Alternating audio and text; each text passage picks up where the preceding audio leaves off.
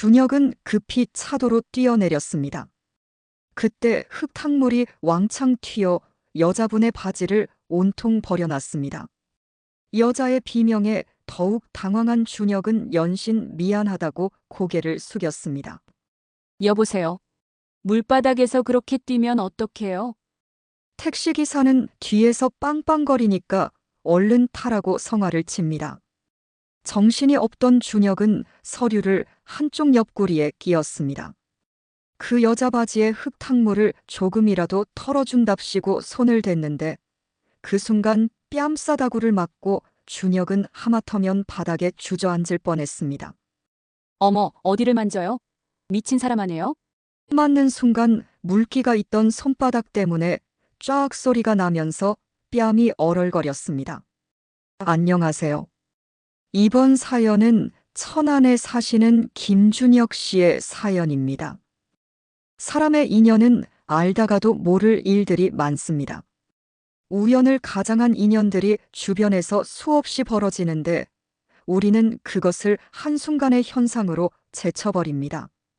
그런데 가만히 들여다보면 아주 작은 하나의 실마리에서 거대한 징후를 찾게 되는 일도 있습니다. 준혁은 장가를 못 들어 부모의 심정을 까맣게 태운 장본인입니다. 준혁은 부모님과 친인척들의 등살에 못 이겨 10번째 중매를 나가게 되었습니다. 이번이 마지막이라고 집안에 공표를 했습니다. 자신도 맞선이 지긋지긋했습니다. 그동안 9명의 여자를 만났는데 한 명도 이뤄지지 않았다는 건 준혁 자신에게 문제가 있다고 봐야 했습니다. 너 이번에는 정말 잘해야 해. 네 말대로 마지막이라고 생각하고 말 한마디라도 조심해서 해. 장난 삼아 하지 말고. 저번에 맞선 자리에서 네가 우스개로 말한 게 그쪽에선 자존심 상했다는 거 아니냐. 엄마까지 그런 소리를 하면 어떡해? 웃긴 말을 한 게 아니라 그 여자가 내가 말만 하면 웃긴다고 웃잖아. 웃는 얼굴에 침 뱉어. 그래서 같이 웃으면서 얘기를 한 것뿐이야. 같이 웃어놓고 자존심 상했다는 건 뭐야? 맞선을 보는데 굳이 상대를 웃겨야 되냐. 진지한 게 없으니까 기분 나쁠 수 있지. 그러면 좀 진지해질 수 있는 상대를 골라주던가. 야 이놈아 네가 찬밥 도움밥 가릴 때냐. 헛소리 치우고 오늘 만나는 처자는 교장 선생님이 자기 학교 교무과 공무원을 소개해 주는 거란다. 학교에서 일도 잘하고 성격도 좋다고 하니까 제발 이번엔 잘해봐라. 알았지? 준혁의 어머니는 간곡한 심정이었습니다. 종손을 아직까지 노총각으로 썩히면 어떻게 하냐고 집 안팎에서 성화가 빗발치는 중이었습니다. 그때만 해도 집안 종손은 귀했고 종갓집의 역할을 소중히 여겼던 시대였습니다. 물론 그 당시에도 종손이란 개념이 많이 희석되어 가고 있었기는 했습니다. 그리고 종갓집이라고 하면 일단 장가들기는 쉽지 않은 조건이었습니다. 종갓집 며느리라는 게 명칭이 주는 압박감도 압박이지만 실상 1년에 지내는 제사만 해도 엄청났습니다. 허례허식을 줄인다고 줄였어도 거의 매월 한 번씩은 돌아오는 제사였습니다. 누가 그런 집의 며느리를 자처하겠습니까? 그나마 김씨 집안에서는 자식 세대들의 수고를 아끼기 위해 약식으로 제사를 올리고 있기에 다행이었습니다. 더구나 준혁의 아버지는 공직 생활을 하셨던 분으로 많이 깨어있는 사람이었습니다. 그래서 윗세대에서 내려오는 전통 중에 구태스런 제도는 점진적으로 빼내고 있었습니다. 준혁의 아버지는 산 놈이라도 제대로 살게 해야지 죽은 사람을 위해 산 사람의 희생이 너무 많은 건 문제라는 인식을 가졌습니다. 그런 상황에서 지금 준혁이 하는 태도를 보건대 종갓집 제사는 머지않아 사라질 수도 있겠다는 조짐까지 보였습니다. 준혁은 격식이 없으며 호탕합니다. 주변에 친구가 많다 보니 집안에서 지내는 시간은 거의 없습니다. 집구석에 처박혀 있질 못합니다. 역마살이 붙었는지 밖으로만 나돌며 살고 있었습니다. 집안 어른들도 그런 종손을 보고 속내들이 복잡했습니다. 어느 명절 때였던가 한 번은 준혁이 술에 취해 헛소리를 좀 했는데 그만 취중에 진담이 나와버렸습니다.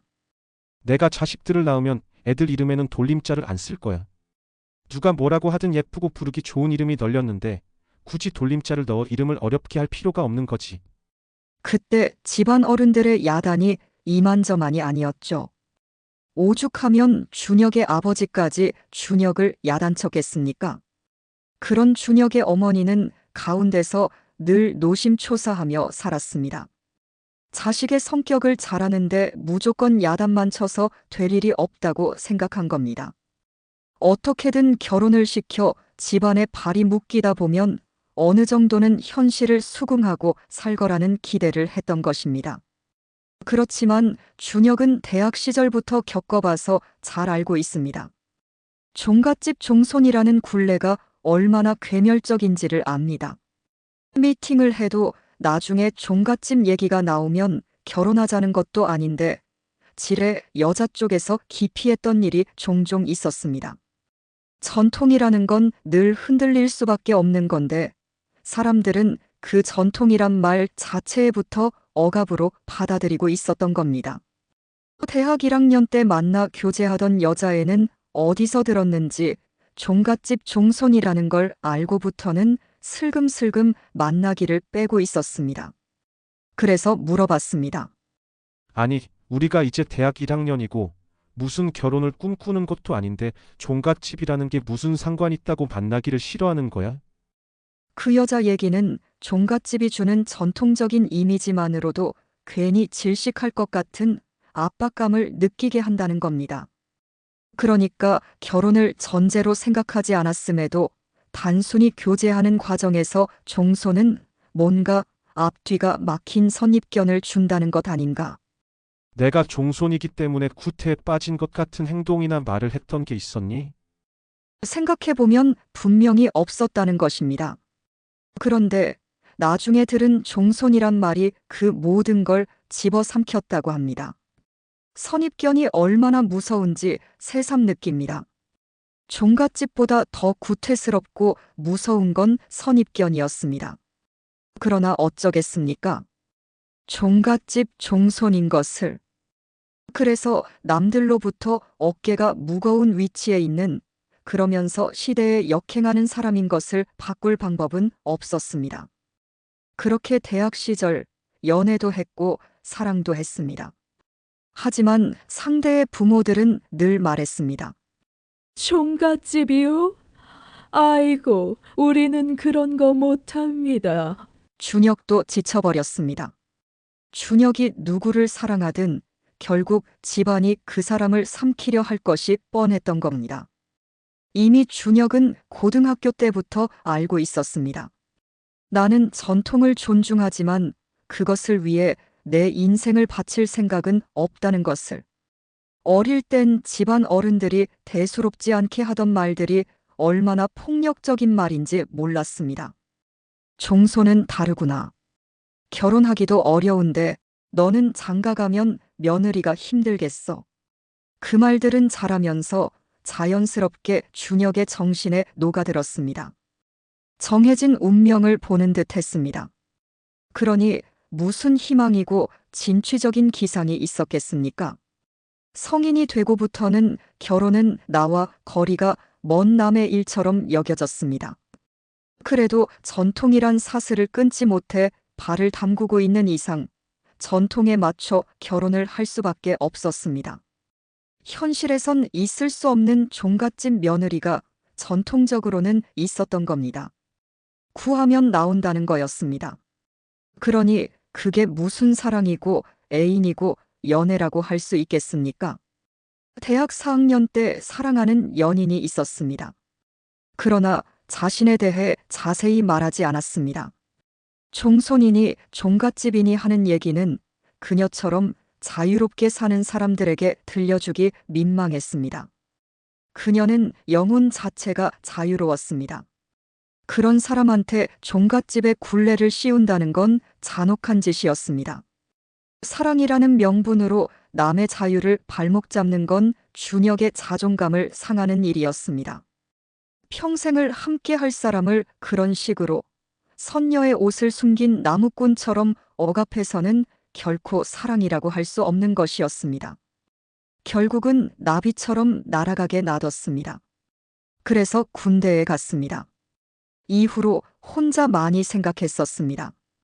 누군가는 전통을 끊어야 다음 세대가 산다. 그걸 내가 할 수 있을까? 그것을 꼭 해야 하나? 어느 날 밤, 제사 준비로 북적였습니다.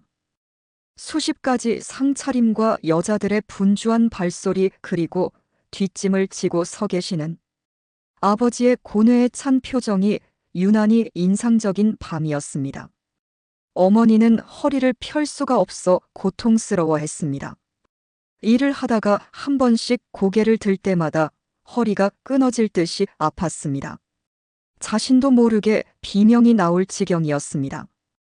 여동생들과 사촌들 모두 얼굴이 피곤함으로 떡칠을 하고 있었습니다.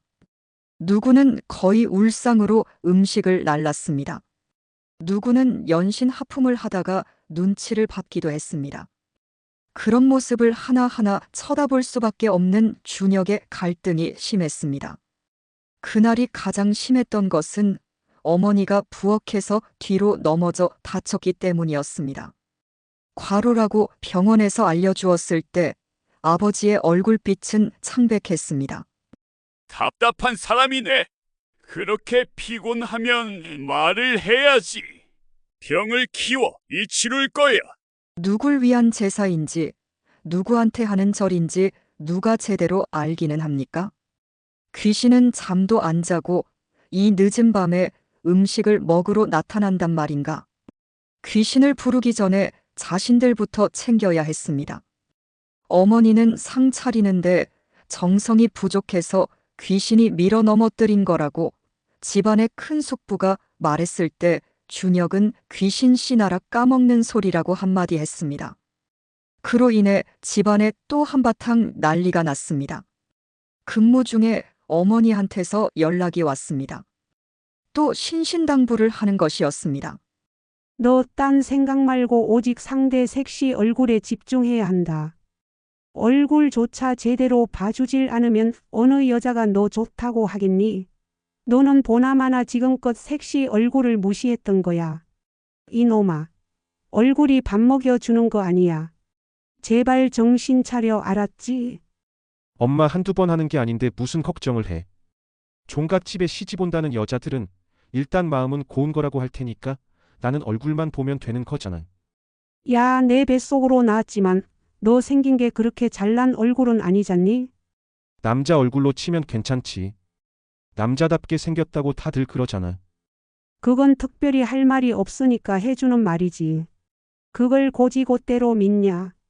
어머니는 아들의 말 한마디마다 신경이 쓰였습니다. 선보기 싫다는 걸 매번 다독거려 내보냈지만 들리는 말로는 아들이 성의를 잘 안 보였던 것 같았습니다. 그럼에도 좋다는 상대방도 있었건만 아들이 싫다 하니 이뤄질 게 뭐가 있겠습니까? 어찌 되었든 이번이 마지막이다 생각하고 잘 이뤄지길 100일 기도를 하고 잡은 맞선이었습니다. 아무쪼록 아들이 이 애미의 마음을 이해하고 성의껏 선을 봤으면 하는 겁니다. 김 계장님, 오늘 특별한 일 없으면 퇴근하면서 이 서류를 현대대학병원 응급실에 갖다 주세요. 집 방향이잖아요. 오늘 응급으로 간 환자 자료예요. 내일 바로 수술 들어간다고 하네요. 준혁은 얼떨결에 알았다고 대답을 하고 나서는 난감해졌습니다. 저녁에 맞선 약속을 깜빡하고 말았던 것입니다. 내과 과장은 그렇게 말하고 바로 퇴근을 하는데 거기다 대고 못 가겠다고 할 수도 없었습니다. 하는 수 없이 오늘은 일찍 퇴근을 하려고 업무 정리를 서둘렀습니다. 바깥은 보니 어둑어둑해지면서 비가 내리고 있었습니다. 비가 제법 많이 내려 땅바닥에 물이 고이기 시작했습니다. 그 위를 퇴근 차들이 줄지어 지나갔습니다. 비가 올 줄 알았으면 차를 가지고 나올 걸 그랬다고 후회했습니다. 어쩔 수 없이 택시를 타는 수밖에 없었습니다. 그렇잖아도 괜히 가고 싶지 않았는데 일 핑계 삼아 가지 말까 생각도 해봤습니다. 그러자 어머니 얼굴이 아른거려 고개를 흔들었습니다. 이런 날은 파전에 막걸리나 쭉 들이켰으면 좋았을 것입니다. 입맛이 다셔졌습니다. 사무실을 나가 우산을 펴는데 어머니로부터 또 전화가 왔다는 겁니다. 그래, 다시 사무실로 들어가 전화를 받았습니다. 그만 좀 하지. 지금 나가고 있거든. 자꾸 그러면 나 파토내버릴지 몰라. 그래, 알았어. 신경 쓰라는 거지. 아버지도 걱정되시나 보더라.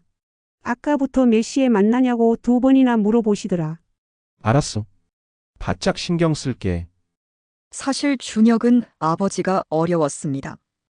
어릴 적부터 아버지한테 야단 맞은 일도 거의 없었는데 괜히 아버지 앞에만 있으면 주눅이 들곤 했습니다. 어머니는 편안한데 아버지는 뭔가 불편하고 어색했습니다. 부자지간에 무뚝뚝하다 보니 냉랭했습니다. 비는 좀 전보다 더 심해졌습니다. 날씨가 으스스해졌습니다. 차들이 달릴 때 노면 위로 물이 튀어 조심해야 했습니다. 한 손에 서류를 들고 한 손에 우산을 들었더니 번잡하고 짜증도 좀 났습니다. 하필 이런 날 비가 오고 난리냐고 투덜거리며 택시 정류장으로 갔습니다. 택시를 타려고 많은 사람들이 줄을 서 있었습니다. 좀 더 일찍 나왔어야 했다고 후회했습니다. 간혹 바람이 불어 차들이 물보라를 일으켰습니다. 서류가 젖지 않게 하느라 신경이 쓰였습니다. 차들이 서로 엉켜 뒤죽박죽이 되기도 했고 고성이 오가기도 했습니다. 갑자기 비가 오니까 준비가 안 된 상태에서 서로 신경질이 나는 가봅니다. 그때 빵빵 크락션이 울리고 뒤에 있는 사람들이 준혁을 보면서 안 타느냐고 뭐라고 했습니다. 잠깐 다른 생각을 하고 있는 동안에 택시 탈 순번이 왔는데 준혁이 가만히 서 있었던 겁니다. 그러자 뒤에 있던 여자 손님이 먼저 택시 문을 잡고 서 있었습니다. 준혁은 급히 차도로 뛰어내렸습니다. 그때 흙탕물이 튀어 그 여자의 바지를 온통 버려놨습니다. 여자의 비명에 더욱 당황해진 준혁은 연신 미안하다고 고개를 숙였습니다. 여보세요. 물바닥을 그렇게 뛰면 어떡해요? 택시기사는 뒤에서 빵빵거리니까 얼른 타라고 성화를 냅니다. 정신이 하나 없던 준혁은 서류를 한쪽 옆구리에 끼웠습니다. 그 여자 바지의 흙탕물을 조금이라도 털어준답시고 손을 댔는데 그 순간 뺨싸다구를 맞고 준혁은 하마터면 바닥에 주저앉을 뻔했습니다. 어머, 어디를 만져요? 미친 사람 아네요?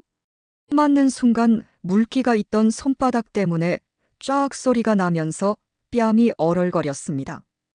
그 잠깐 사이에 뭐가 어떻게 된 건지 준혁은 경황이 없었습니다. 주변에서 사람들이 다 쳐다봤습니다. 준혁의 뺨을 때린 그 여성이 먼저 택시에 타려고 했습니다. 뒤에서 기다리던 택시들이 빨리 가라고 빵빵거려 아주 정신이 없었습니다. 준혁은 그 황망한 중에도 약속 시간 생각에 그 여성을 제지하며 자신이 먼저 타려고 몸부터 밀어 넣었습니다. 그러자 그 여성은 뒷자리로 탔습니다. 죄송한데 제가 먼저 타는 순서인데요. 이것 보세요. 이렇게 해놓고 그냥 먼저 가겠다는 거예요? 그때 택시기사가 물었습니다. 같이 타시면 각자 내야 합니다. 어딜 가시는데요? 현대대학병원 응급실이요. 뒤에 분은 어디세요? 그 여성은 대답하지 않고 준혁에게 따졌습니다. 남의 옷을 이렇게 버려놨으면 세탁비는 변상해야 되는 거 아니에요? 더구나 택시까지 먼저 타려고 하다니 그게 에티켓 있는 사람입니까? 택시라도 먼저 가게 양보를 하던가. 준혁은 정신을 차리고 차분하게 말했습니다. 제가 일부러 그런 것도 아니고 이런 날씨에 자주 벌어질 수 있는 일인데 그걸 가지고 콩이야 파치야 따지면 세상 복잡해서 어떻게 삽니까? 뭐라고요? 적반하장도 유분수지. 그렇다고 사람 많은 데서 뺨을 때릴 수 있는 겁니까? 기분 나쁘게 택시 기사가 웃었습니다. 재밌다는 표정이었습니다. 그러면 여자 몸에 손을 함부로 대는 괜찮은 겁니까?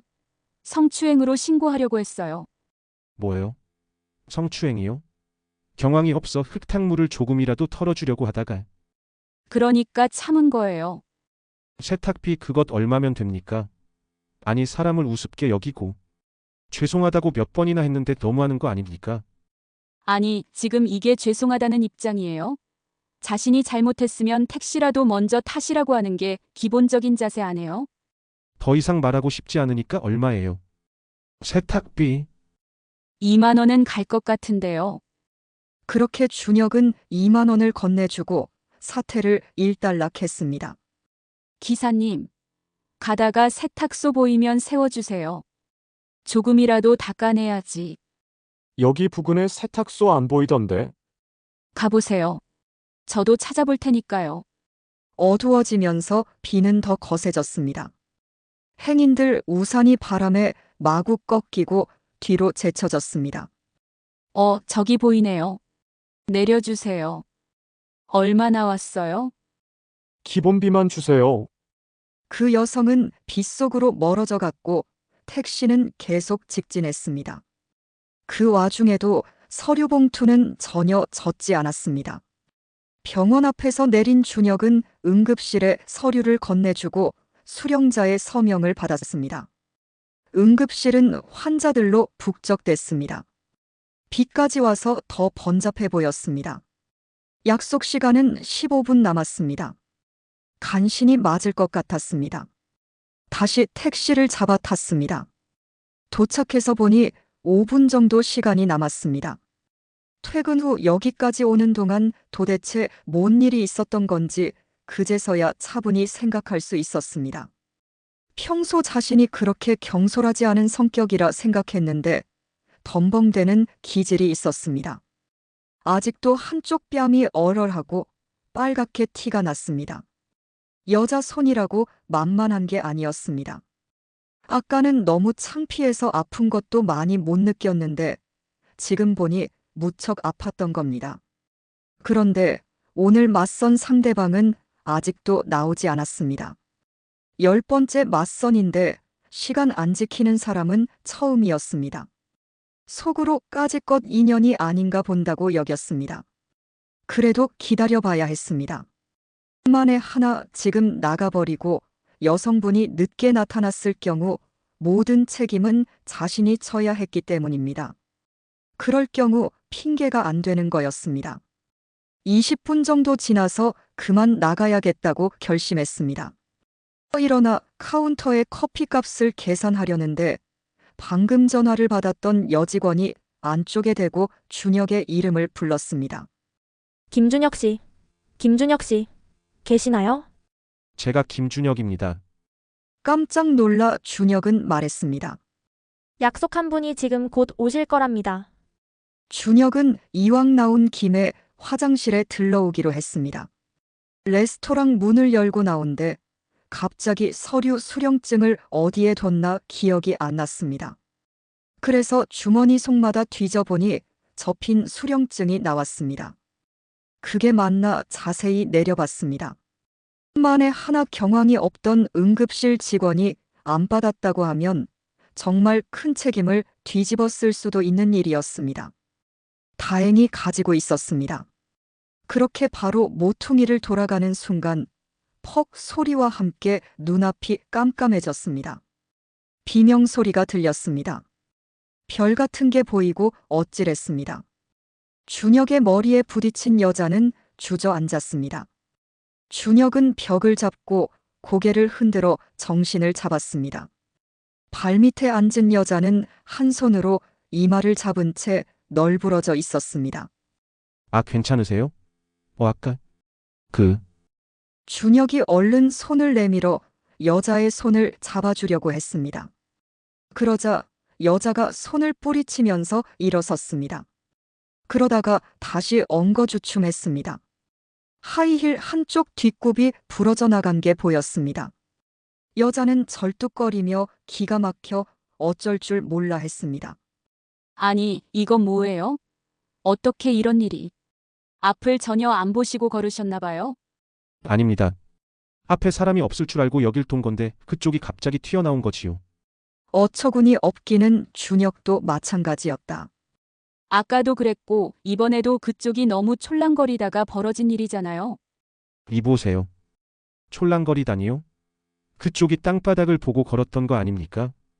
그 여자는 성질이 나서 분을 참지 못했습니다.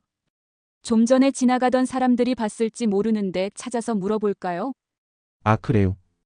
확인 한번 해봅시다. 재수 없어서. 뭐라고요? 재수 없는 건 나도 마찬가지예요. 남자가 그렇게 촐랑거려서야 어디 뭔 일이나 제대로 하겠어요?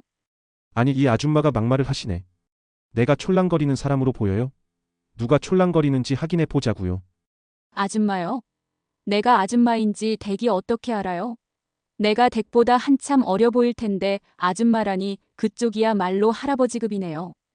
준혁은 짜증이 났습니다.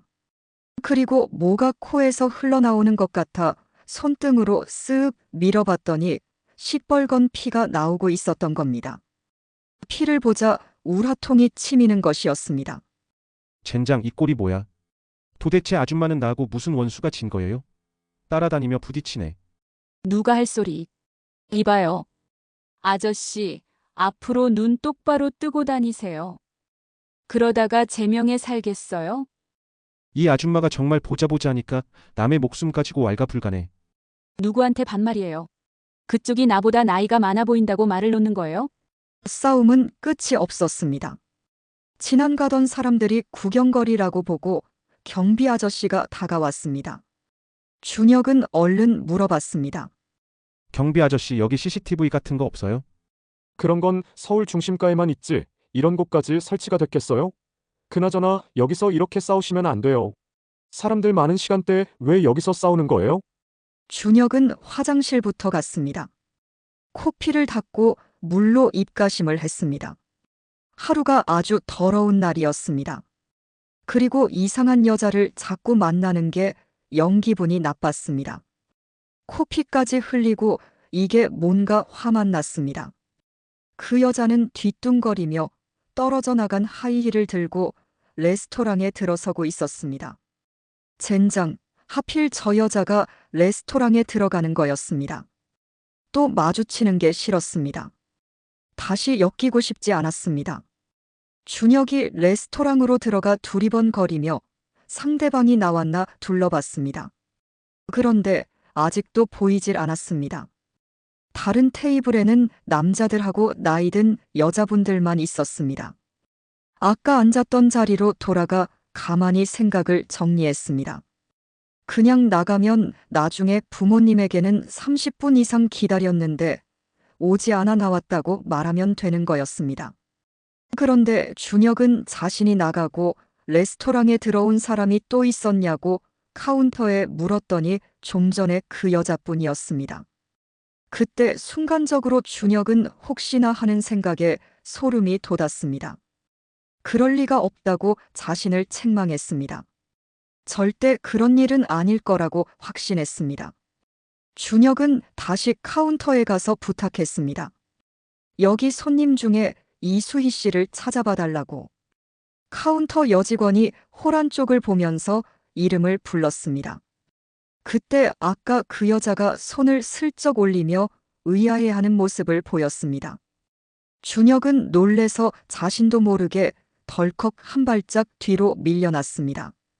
저쪽에서 이수희가 준혁을 쳐다보더니 고개를 바로 돌려버렸습니다. 두 사람은 그 상태로 몇 분간 있었습니다. 준혁은 카운터 앞에 선 채로 가만히 생각했습니다. 그냥 여기서 나가버리면 되는 거라는 생각이 무엇보다 앞섰습니다. 그래서 그대로 돌아 레스토랑 문을 열고 나가는 순간 저쪽에서 일어나 다가오는 이수희와 눈이 마주쳤습니다. 두 사람은 서로 먼저 나가려고 작심한 듯 했습니다. 준혁이 나가는 그때 카운터 여직원이 준혁의 이름을 불렀습니다. 김준혁 씨, 전화 받으세요. 김준혁 씨, 준혁이 자기 이름을 얼핏 들어 다시 들어왔습니다. 누굴 불렀습니까? 네. 김준혁 씨 되시지요? 여기 전화 받으세요. 어리둥절한 준혁은 전화를 받았습니다. 애비다. 지금 만나고 있냐? 염려가 돼서 전화했다. 네, 아버지 방금 만나고 나가려고 하는데요. 뭐라고? 그새 나간다고? 또 맘에 안 들어? 이번에는 교장 선생님 체면이 걸렸다. 그분 입장도 생각해야 한다. 준혁은 망설였습니다. 뭐라고 대답을 해야 할지 몰랐습니다. 얼버무려 대답을 하고 준혁은 바로 문을 열고 나가버린 이수희를 뒤따라갔습니다. 이수희 씨 되시죠? 제가 김준혁입니다. 이수희는 알고 있다는 듯이 고개를 쳐들고 바라봤습니다. 그런데 왜 그러세요? 더 볼 일이 남았나요? 그게 아니라 우리가 어떻게 입장이 이렇게 됐는데 교장 선생님 입장도 계시고 해서. 그럼 어쩌자는 겁니까? 나는 그쪽하고 맞주 않고 싶지 않은데. 뭐요? 누군 그러고 싶어 그런답니까? 알았어요. 그만합시다. 말이 끝나기 무섭게 이수희는 획 돌아나갔습니다. 두 손에는 하이힐을 한쪽씩 들고 맨발로 걷고 있었습니다. 참 가관이었습니다. 곤색 바지는 흙탕물 자국이 널려 있고 부러진 하이힐을 들고 씩씩거리며 걸어가는 모습에 순간적으로 웃음이 났습니다. 그 뒤에다 대고 준혁은 소리쳤습니다. 이 맞서는 그쪽의 거절로 안 된 겁니다. 준혁은 그녀와 거리를 두기 위해 잠시 머뭇거리며 서 있다가 갔습니다. 그렇게 두 사람의 인연은 끝이 났습니다. 준혁은 집에 돌아와 그냥 만나봤는데 별로 마음에 없다고, 그리고 그쪽에서도 싫다 했다고 딱 잘라 말했습니다. 어머니는 크게 낙담을 했습니다. 준혁의 성격상 다시는 선을 보지 않을 것입니다. 그건 곧 여자 만나는 걸 안 하겠다는 다짐을 의미했습니다. 종손이 여자를 안 만나면 대가 끊기는 일입니다. 집안에서 난리가 날 거였습니다. 어른들이 준혁을 불러 뭐라고 할까봐 더 걱정이 됩니다. 준혁의 평소 지론대로 종갓집의 전통을 그만두겠다고 퍼부을까 걱정이 되었던 것입니다. 그렇지 않아도 집안 어른들이 그 문제로 준혁을 못마땅해 여기고 있었습니다. 아버지에 비해 더 보수적인 어머니부터가 집안 어른들의 주장을 올바른 처사라고 받아들이고 있었기 때문에 준혁은 답답했습니다. 이번에 만난 처자도 영 아니더냐? 완벽한 사람이 어딨냐? 다 마음 붙이고 살면 정도 들고 그러는 거지. 교장 선생님한테 전화가 왔더라. 심성이 바르고 예의가 있는 사람이라고 하더라. 예의가 바르다는 말에 준혁은 입을 삐죽했습니다. 아버지, 더 이상 언급하고 싶지 않아요. 인연이 아닌 것 같습니다. 느낌이 그렇습니다.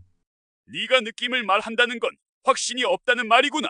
지금까지 10명의 주선을 가졌는데 느낌이 좋았던 사람이 하나도 없었어. 그건 네가 처음부터 믿음을 가질 생각이 없었던 거겠지. 죄송합니다. 저 한 몸 간수하기도 어려운데 종손이랍시고 무지막지한 일을 떠넘길 사람을 찾는다는 게 엄청 힘듭니다. 아버지는 무슨 뜻인지 아들의 말을 잘 알고 있습니다. 언제가는 흔들릴 전통이었습니다. 자신의 세상에서 못 이룬 것을 아들이라고 못해볼 것은 아니라고 봤습니다. 단지 아직은 눈들이 많으니 때를 잡기 어려운 것일 뿐이었습니다. 네가 아내를 얻게 된다면 문중의 일들은 네가 주도해서 시대에 맞게 나가면 된다고 본다. 아버지가 그런 말씀을 대놓고 하시는 건 처음이었습니다. 그런 말 속에는 회한이 담겨 있었습니다. 마지막 맞선이 깨진 일주일이 되는 날, 귀한 손님이 오신다고 어머니가 집안 청소부터 서두르고 있었습니다. 전날 포금을 해서 아침에 간신히 일어난 준혁은 식구들이 부산하게 움직이는 걸 보고 무슨 일이냐고 물었습니다. 어머니가 뭐라고 말을 했는데 못 알아들었습니다. 흐리멍텅한 머릿속에는 매미가 울고 있는 것처럼 소리가 들렸습니다. 이명 현상이 며칠 동안 계속되었습니다. 병원에 가보려고 했는데 차일피일 미루기만 했습니다. 준혁아, 너도 이리 좀 와봐라. 아버지는 습관적으로 뒷짐을 지신 채 준혁을 불렀습니다. 오늘 교장 선생님이 오신다고 한다. 아마 네가 만난 처자도 함께 올 거다. 그간 이들 사정을 다 들으신 교장 선생님이 다시 한번 이들을 보고자 하시는 거야. 오늘은 두 사람이 다투지 말고 서로의 입장을 허심탄회하게 얘기해봐라. 그리고 결정해라. 네 뜻대로 하마. 두 사람은 맨정신으로 다시 만났습니다. 모든 일들은 우연히 정말 우발적으로 일어난 일들이었습니다. 자신들이 누군지, 어떤 생각을 가졌는지, 무엇을 꿈꾸는지 서로 전혀 알지 못합니다. 감정이 앞서서 모든 이성적 판단을 막아버린 것입니다. 우리는 그런 실수를 늘 하면서 살고 있습니다. 다만 그것을 자신이 인정하지 않고 있을 뿐인 것입니다. 수희는 제일 먼저 듣고 싶은 게 있었습니다. 집안 전통에 대한 준혁의 생각을 말입니다. 1년 12달 제사를 지내는 건 온전한 인격체를 가지고서 힘든 일이었습니다. 죽은 자를 위해 산 자들이 희생을 강요당하는 풍습입니다. 준혁이 집안의 전통에 대해 가지고 있는 인식은 분명했습니다. 전통이란 모든 가치들의 충돌로 이뤄진 것입니다. 그들이 앞으로 살아갈 세상에서도 전통은 남을 겁니다. 다만 그게 흔들리고 불충분하다는 것을 알면 되는 일입니다. 알면 바꿀 수 있습니다.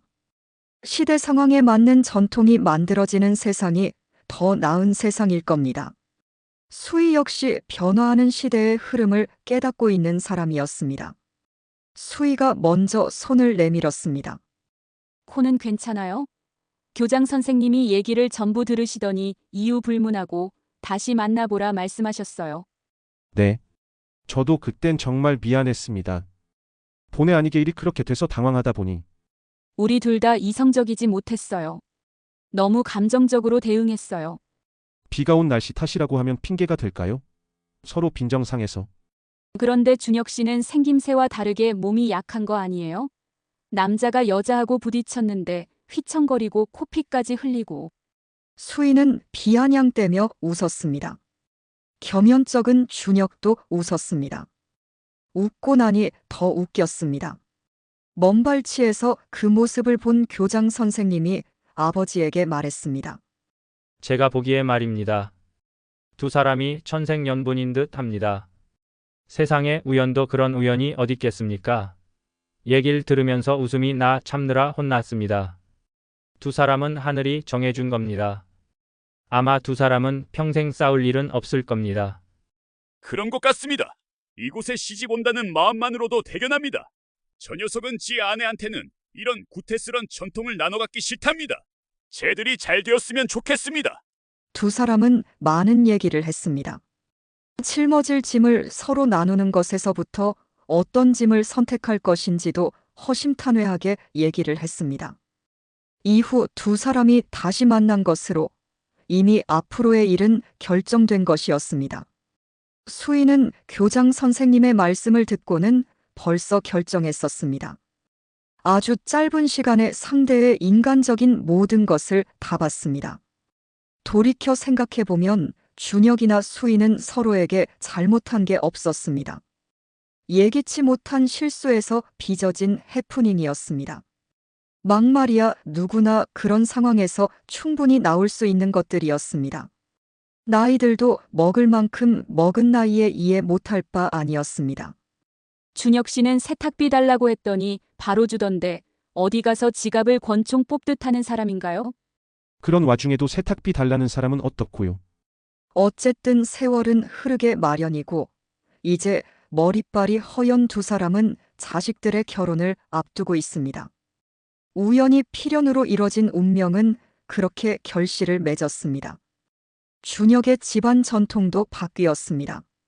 제사는 추석 명절 하루만 있게 됐습니다. 그 외 어떤 제사도 지내지 않기로 했습니다. 추석에 그냥 조상님에게 예의를 갖추자는 의도에서 남겨둔 전통이었습니다. 전통이 나쁜 것은 결코 아닙니다. 단지 살아있는 사람들의 인격이 존중받는 상황에서 존재해야 전통의 가치가 있는 것입니다. 그것은 곧 준혁과 수희의 현실적인 생각이었습니다. 두 사람은 간혹 옛날 얘기를 떠올리며 웃습니다. 재밌는 추억으로 남았습니다. 이 사연은 실화이며 그들은 즐겁게 노년을 살고 있습니다. 여러분의 견해를 댓글로 남겨주세요. 많은 분들에게 삶의 지혜가 되어 줄 것입니다. 감사합니다.